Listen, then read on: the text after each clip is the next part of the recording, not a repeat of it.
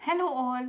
Recent டைம்ஸாக எனக்கு Instagram ஒரு யூடியூப்பில் வர டிஎம்ஸோ கமெண்ட்ஸோ பார்த்தோம்னா, அக்கா ஸ்வீடனில் வந்து ஹையர் எஜுகேஷன் சிஸ்டம் பற்றி சொல்லுங்கள், நாங்கள் இந்தியாவிலேருந்து ஸ்வீடன் வந்து படிக்கணும்னு நினைக்கிறோம், ஸோ வந்து அதை பற்றி ஏதாவது ஒரு வீடியோ போடுங்க, என்ன மாதிரி யூனிவர்சிட்டிஸ் அண்ட் எப்படி வந்து அந்த யூனிவர்சிட்டிஸை காண்டாக்ட் பண்ணோம் அண்ட் எப்படி வந்து நாங்கள் வந்து அப்ளை பண்ண முடியும் அந்த ஸ்டடீஸ்க்கு அப்படின்னு சொல்லிட்டு நிறையா டிஎம்ஸ் அண்ட் கமெண்ட்ஸ் வந்துட்டுருக்கு.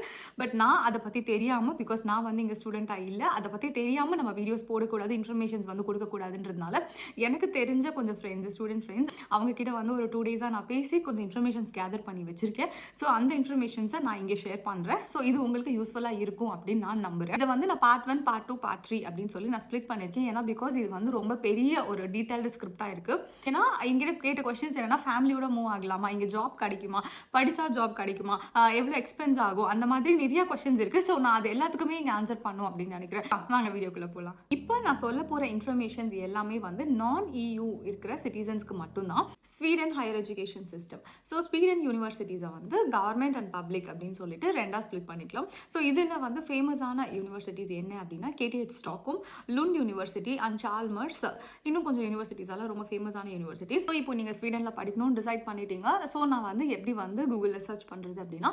universityadministration.ac வெப்சைட்டை நீங்கள் லாகின் பண்ணீங்க அப்படின்னா ஸ்வீடனில் இருக்க யூனிவர்சிட்டிஸ் எல்லாமே உங்களுக்கு வரும். ஸோ அதில் வந்து நீங்கள் என்ன மாதிரி கோர்ஸ் எடுக்க போகிறீங்க, என்ன யூனிவர்சிட்டி சூஸ் பண்ண போகிறீங்கன்னா அதில் நிறையா செட் ஆஃப் கொஸ்டின்ஸ் இருக்கும்.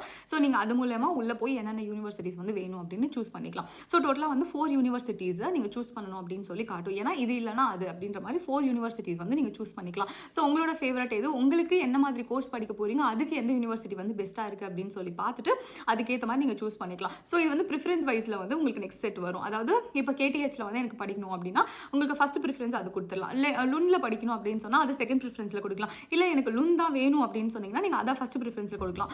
ஸோ இப்போது நீங்கள் யூனிவர்சிட்டிக்கு அப்ளை பண்ணிட்டீங்க, எல்லாமே உங்களுக்கு நடந்துருச்சு. ஸோ வாட் நெக்ஸ்ட் அப்படின்னு சொன்னால் அந்த யூனிவர்சிட்டிலேருந்து உங்களை காண்டாக்ட் பண்ணுவாங்க. ஸோ லடோக் அப்படின்னு சொல்லிட்டு ஒரு வெப்சைட்குள்ளே போய் உங்களை லாகின் பண்ண சொல்லி உங்களோட டீட்டெயில்ஸ் ஃபில் பண்ண சொல்லி உங்கள் டாக்குமெண்ட்ஸ் எல்லாம் அப்லோட் பண்ண சொல்லுவாங்க.